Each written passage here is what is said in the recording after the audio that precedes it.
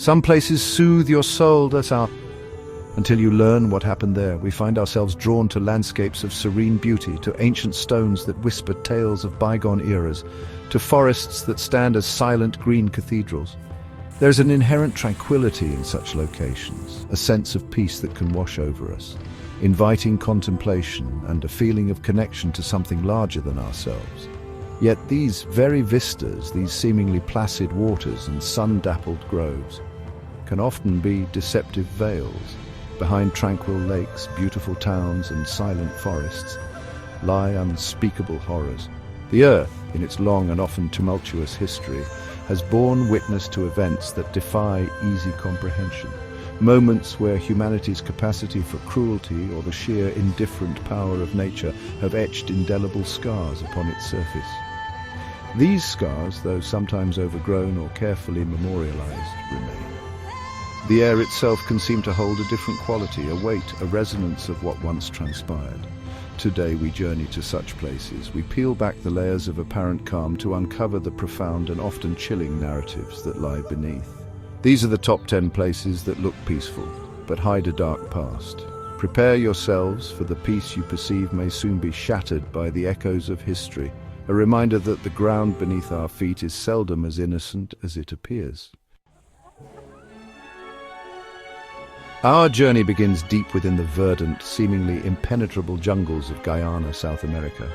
Here the air is thick with humidity. The chorus of unseen insects and distant creatures forms a constant, vibrant symphony. Sunlight struggles to pierce the dense canopy, creating a dappled, almost ethereal light upon the forest floor. It is a place of extraordinary biodiversity, a testament to the raw, untamed power of nature, a landscape that appears to offer sanctuary, perhaps even a new beginning, far removed from the clamor of the modern world. It was this very allure of isolation and the promise of a self-sufficient utopia that drew Jim Jones and his People's Temple to this remote corner of the earth in the 1970s. They carved out a settlement, the People's Temple Agricultural Project, better known to the world as Jonestown. Initially, it was portrayed as a socialist paradise, a community built on shared ideals and a rejection of the perceived corruptions of the outside world. They cleared the land, planted crops, and built their homes, seeking to create a society in their own image, hidden from scrutiny. However, beneath this veneer of communal harmony, a far more sinister reality was taking root. Jones's control over his followers became increasingly absolute, his paranoia growing with each passing day. The isolation that once seemed a blessing transformed into a tool of manipulation and fear. Reports began to trickle out of harsh conditions, of psychological abuse, and of rehearsals for what Jones chillingly termed revolutionary suicide. The dream of a new Eden was rapidly souring into a living nightmare contained within the jungle's suffocating embrace. The tragic culmination arrived on November 18th, 1978, following a visit by US Congressman Leo Ryan, who was investigating claims of abuse and his subsequent assassination by temple members. Jones orchestrated a horrific act of mass murder-suicide. Over 900 people, including hundreds of children, perished, forced to consume a cyanide-laced drink. The vibrant jungle, which had promised life, became the silent witness to an almost unimaginable scale of death, its lushness a stark contrast to the human tragedy it cradled. Today, the jungle is slowly, inexorably reclaiming the site of Jonestown. The buildings have largely decayed, swallowed by vegetation. Yet the silence here is different. It is a heavy, poignant silence filled with the unspoken stories of those who lived and died in this remote, tragic clearing. The natural beauty persists, a serene mask over a place forever defined by one of the darkest chapters of cult history. A chilling reminder of how idealism can be twisted into utter devastation. We travel now to the arid landscapes of Rajasthan, India, where amidst the Aravalli hills stands the Bangar Fort. Bathed in the golden light of the Indian sun, its remaining ramparts, temples and palaces present a picture of haunting beauty. The intricate carvings on the stone, the sprawling courtyards, and the strategic views over the surrounding plains speak of a once thriving settlement, a place of regal importance and architectural grandeur. One can almost imagine the echoes of royal life, the hustle and bustle of a vibrant township. Established in the 17th century, Bangar was indeed a flourishing town. Its markets were lively, its temples resonated with prayers, and its royal chambers were scenes of power and prestige. However, this prosperity was not to last.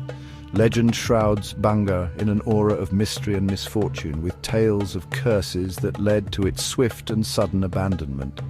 The most popular story speaks of a powerful ascetic, Guru Balu Nath, who permitted the fort's construction on the condition that its shadow never touched his sacred retreat. Another, more romanticized and perhaps more sinister tale involves a tantric sorcerer named Singya, who fell deeply in love with the beautiful Princess Ratnavati of Bangar. He allegedly tried to bewitch her using a magic potion, but the princess, wise to his schemes, foiled his plan.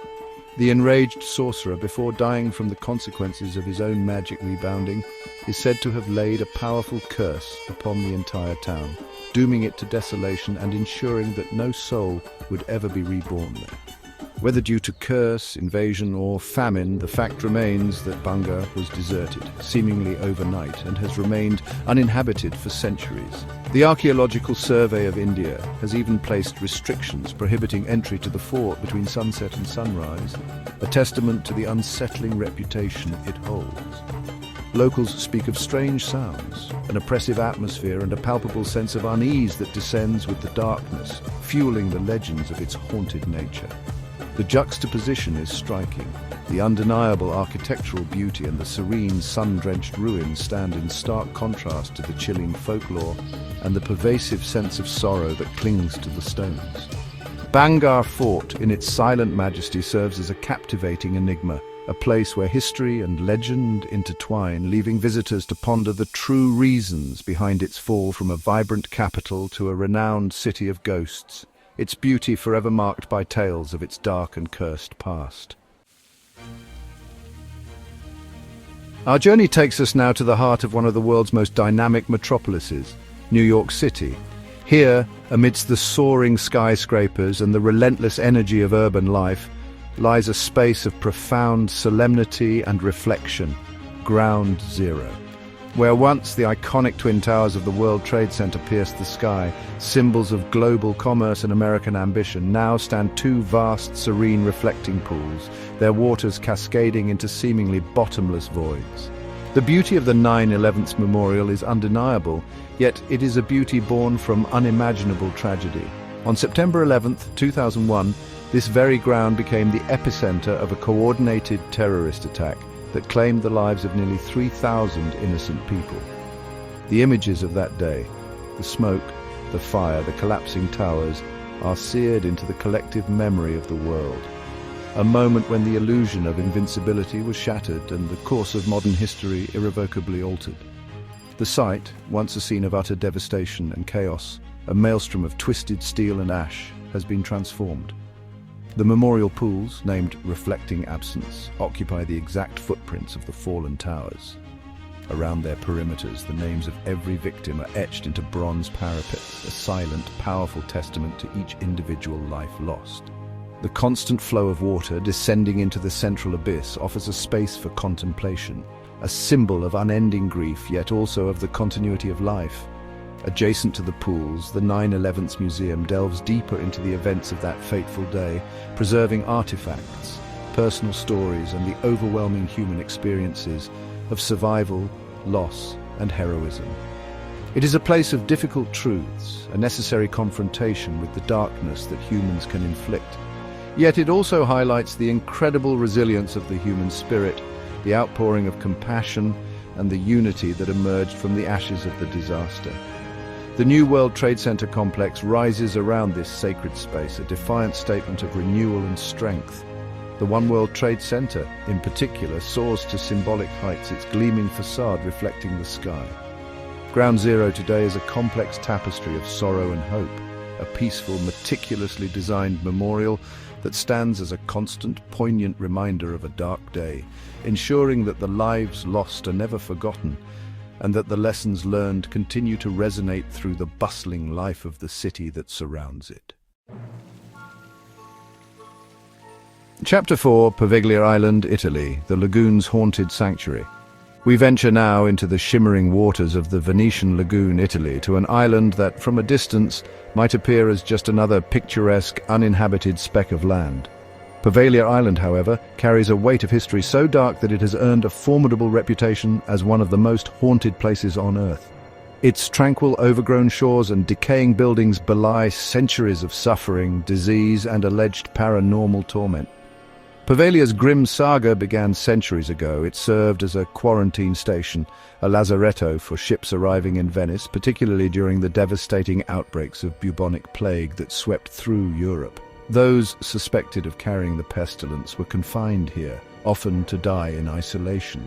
It is said that tens of thousands, perhaps even over 100,000 souls perished on Poveglia, their bodies burned in massive pyres to prevent the spread of the disease.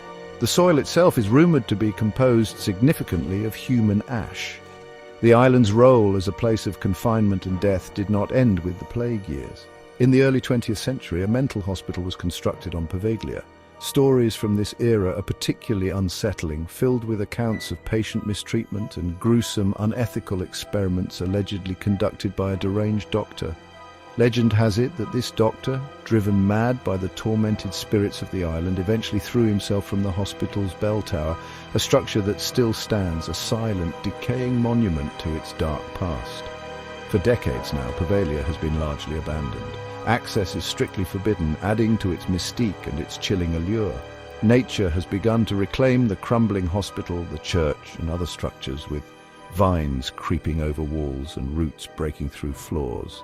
Yet the atmosphere is described by those who have dared to venture near as oppressively heavy, filled with an inexplicable sense of sorrow and dread. Fishermen are said to steer clear of its waters, sometimes claiming to snag human bones in their nets.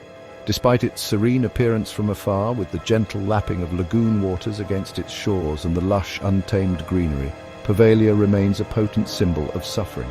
It is a place where the collective trauma of centuries seems to have seeped into the very fabric of the island, creating an undeniably peaceful-looking yet profoundly disturbing landscape. Its silence is not one of peace, but of countless stories left untold, of pain that lingers in the air like a miasma. Chapter 5. The Killing Fields, Cambodia, Verdant Plains, Unspeakable Sorrows. Our focus shifts to Southeast Asia, to the seemingly peaceful, verdant countryside of Cambodia. Here, under the tropical sun, lie fields of tranquil beauty, areas where rice paddies stretch towards the horizon and sugar palms sway gently in the breeze. It is a landscape that speaks of rural simplicity and the timeless rhythms of agricultural life. Yet these serene fields, particularly Choyong-ek, just outside Phnom Penh, conceal a past of almost unimaginable brutality. These are the infamous killing fields, sites where the Khmer Rouge regime, under the brutal leadership of Pol Pot, perpetrated a horrific genocide between 1975 and 1979. During these 4 years, an estimated 2 million Cambodians, nearly a quarter of the country's population, perished through execution, starvation, disease, and forced labor. Choyong-ek was one of the largest of over 300 such execution sites scattered across the nation. The Khmer Rouge's utopian vision of an agrarian communist society led to the emptying of cities and the forced relocation of millions to rural collectives. Intellectuals, professionals, ethnic minorities, and anyone suspected of disloyalty to the regime were systematically targeted.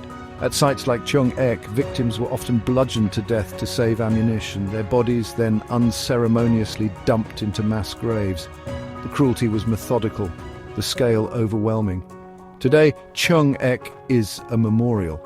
At its center stands a towering Buddhist stupa, its multiple tiers filled with more than 5,000 human skulls exhumed from the mass graves that dot the surrounding orchards. These skulls are categorized by age and the manner of death, a stark and visceral reminder of the atrocities committed. Paths wind through the site, past the now excavated pits where fragments of bone and scraps of clothing still surface after heavy rains, pushing through the soil as if demanding remembrance. The gentle rustling of leaves in the frangipani trees, the birdsong and the warm sun create a deceptive sense of peace. It is a peace, however, that is heavy with the weight of history. The killing fields of Cambodia are a profound testament to the depths of human cruelty, but also to the resilience of the survivors and the importance of memory. The tranquil surface of the land cannot and should not ever fully conceal the horrors that it once witnessed, serving as a solemn warning to future generations. Chapter 6: Hiroshima Peace Memorial Park, Japan, Rebirth from Atomic Fire. We journey now to Japan, to the vibrant city of Hiroshima. At its heart lies the Peace Memorial Park, a sprawling, beautifully landscaped area of green lawns, tranquil pathways and reflective ponds. Cherry trees bloom here in spring, casting a delicate pink hue over a scene of undeniable serenity. It is a place designed for contemplation, for remembrance, and for a fervent hope for a future free from the horrors of war. This peaceful sanctuary, however, is built upon ground that experienced one of the most cataclysmic events in human history. On August 6, 1945, at 8:15 a.m., the first atomic bomb ever used in warfare was detonated directly above this city. In an instant, Hiroshima was transformed into an inferno. Tens of thousands of people were killed instantly, and many more would succumb to horrific injuries and radiation sickness in the days, weeks, and years that followed. The city was obliterated. The Peace Memorial Park occupies the former bustling commercial and residential heart of Hiroshima, the area closest to the hypercenter of the blast. Its design is deliberate, a conscious effort to create a space for mourning and for promoting peace. The most iconic structure within the park is the A-bomb dome, the skeletal ruins of what was once the Hiroshima Prefectural Industrial Promotion Hall. It's one of the few buildings left standing near the hypercenter, preserved in its ravaged state as a stark, visceral reminder of the bomb's destructive power. Across the Motoyasu River lies the main expanse of the park, featuring the Peace Memorial Museum, which meticulously documents the bombing and its devastating aftermath through artifacts, photographs, and personal testimonies. It is a harrowing experience, but one that underscores the human cost of nuclear weapons. The cenotaph for the A-bomb victims holds the names of all known individuals who died, and an eternal flame burns nearby, pledged to remain lit until all nuclear weapons on Earth are abolished. The park itself, with its carefully tended gardens and open spaces, stands in poignant contrast to the devastation it commemorates. It is a testament to the resilience of the human spirit and Hiroshima's remarkable rebirth from ashes. Yet beneath the beauty, the echoes of that fateful morning linger. The Peace Memorial Park is a profound symbol, a place where the world comes to reflect on the past and to reaffirm the urgent, enduring necessity of peace in our atomic age. Our journey takes us to the Limousin region of France, to a place that, at first glance, might seem like the picturesque ruins of a forgotten medieval village. Weathered stone walls, rusting hulks of cars, and the skeletal remains of homes and shops stand silent under the European sky. This is Oradour-sur-Glane, but it is not a relic of ancient times. It is a preserved wound. A village deliberately kept in its state of destruction as a permanent, haunting memorial to an atrocity of the Second World War. On June 10, 1944, just 4 days after the D-Day landings in Normandy, a detachment of Waffen-SS soldiers descended upon the peaceful, unsuspecting village of Oradour-sur-Glane in an act of brutal reprisal for French resistance activity in the region, an activity in which Oradour itself played no significant part. The soldiers enacted a horrific massacre. They rounded up the entire population, separating men from women and children.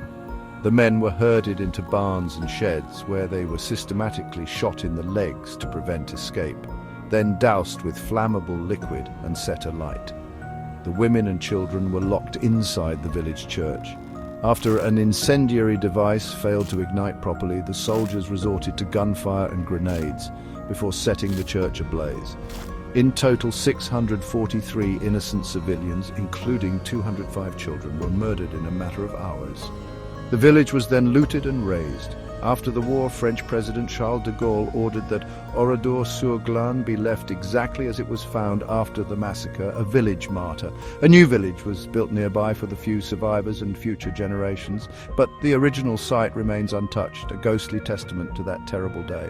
Walking its silent streets, one sees the everyday objects of life frozen in time. A doctor's melted car, sewing machines in a tailor's shop, bicycles leaning against charred walls. The silence of Oradour is profound, broken only by the wind whistling through the ruins or the distant sounds from the new village. It is a deeply unsettling piece, a place where the absence of life screams louder than any sound. The preserved ruins serve as a stark, unyielding reminder of the barbarity of war and the suffering inflicted upon innocent civilians. It stands as a somber lesson, ensuring that the victims of Oradour-sur-Glane and the horrors they endured are never forgotten. We find ourselves at the northwestern foot of the majestic Mount Fuji in Japan, entering Aokigahara, also known as Jukai, the Sea of Trees. This forest is remarkably dense, the gnarled roots of ancient trees twisting over volcanic rock, the canopy so thick that it often blocks out sunlight and sound, creating an eerie, almost preternatural stillness.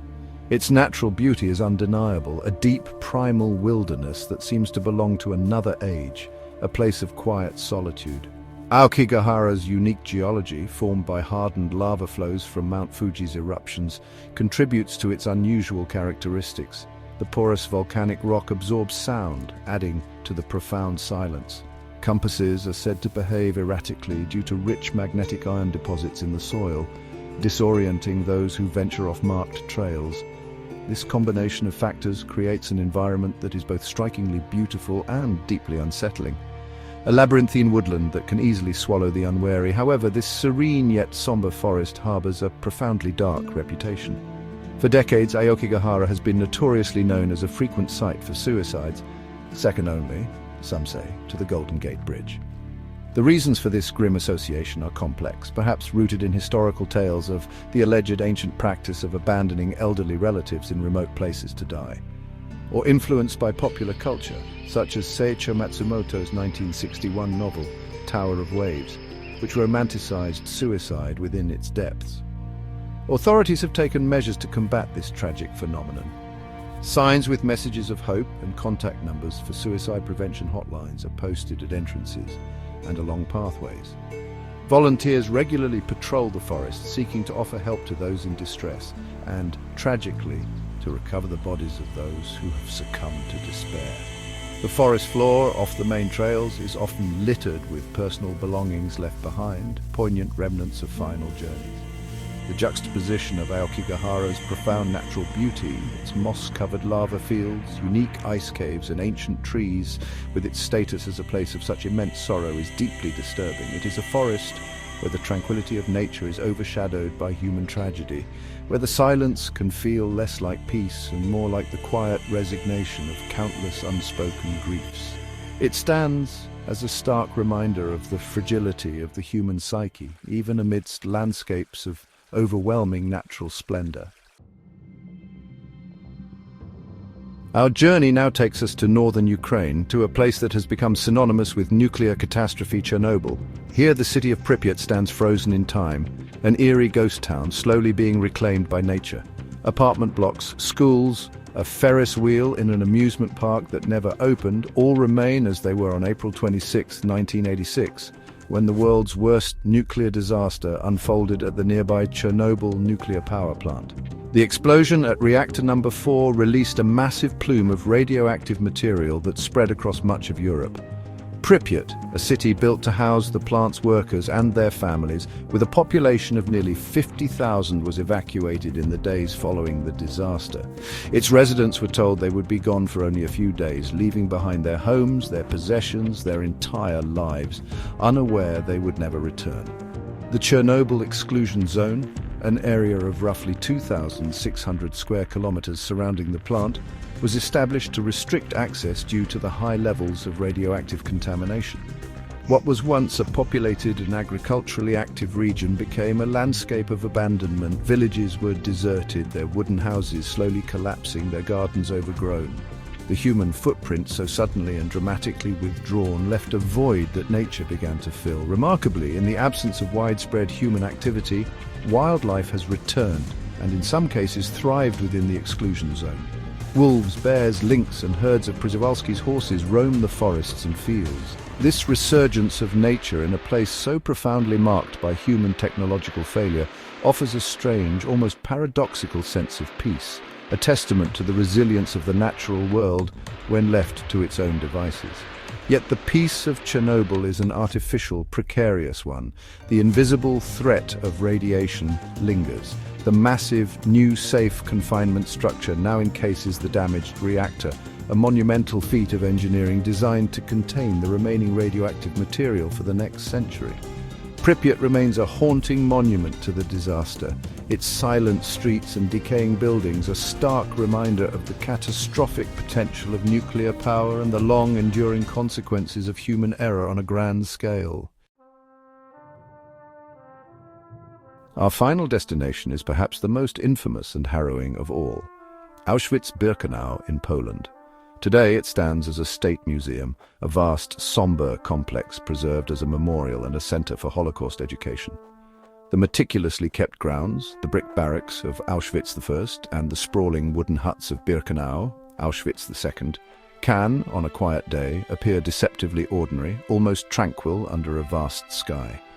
This apparent calm, however, is a thin veneer over a site of unimaginable horror. Between 1940 and 1945, Auschwitz-Birkenau was the largest of the Nazi German concentration and extermination camps. Over 1.1 million people, men, women and children, the vast majority of them Jews, were systematically murdered here. They were subjected to forced labor, starvation, medical experiments and ultimately industrial-scale extermination in gas chambers. Walking through the camp today is a profoundly disturbing experience. The infamous Arbeit macht frei, work sets you free gate at Auschwitz. I still stands, a cruel mockery of the fate that awaited those who passed beneath it. Barracks are filled with haunting exhibits, piles of human hair, shoes, spectacles and suitcases confiscated from the victims, stark evidence of the sheer scale of the dehumanization and slaughter that occurred. Birkenau, a short distance away, is a vast, desolate expanse. The iconic railway tracks lead directly to the selection ramp and the ruins of the gas chambers and crematoria, dynamited by the retreating Nazis in an attempt to hide their crimes. The sheer size of Birkenau underscores the terrifying efficiency of the Nazi killing machine. The air itself seems heavy with the weight of unspeakable suffering, a place where the silence is punctuated by the echoes of millions of lost lives. Auschwitz-Birkenau is not a place of peace, but of profound, gut-wrenching sorrow and remembrance. It serves as the world's most potent symbol of the Holocaust, a stark warning of the depths of human depravity and the catastrophic consequences of hatred, prejudice and indifference. Its preservation ensures that the victims are not forgotten and that humanity remains vigilant against the recurrence of such atrocities. The quietness here is not tranquility, but the deafening silence of absence. Peaceful doesn't always mean pure. As we have journeyed through these 10 locations, we have seen how landscapes of serene beauty, of quiet contemplation, can harbor the most profound and disturbing secrets. The gentle lapping of waves, the rustle of leaves in an ancient forest, the silent stones of a ruined village, all can mask histories of unimaginable suffering, cruelty and loss. The earth bears witness, and sometimes its most tranquil corners are those that have absorbed the deepest sorrows.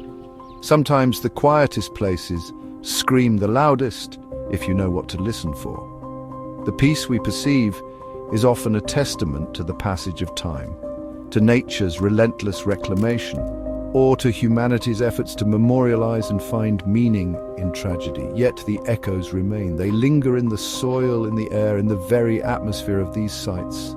A chilling reminder that the past is never truly past and that its shadows can stretch far into the present, shaping our understanding of the world and ourselves. These sites call us to remember, to learn and to reflect. They challenge our perceptions of peace and force us to confront uncomfortable truths about the human condition and the fragility of existence.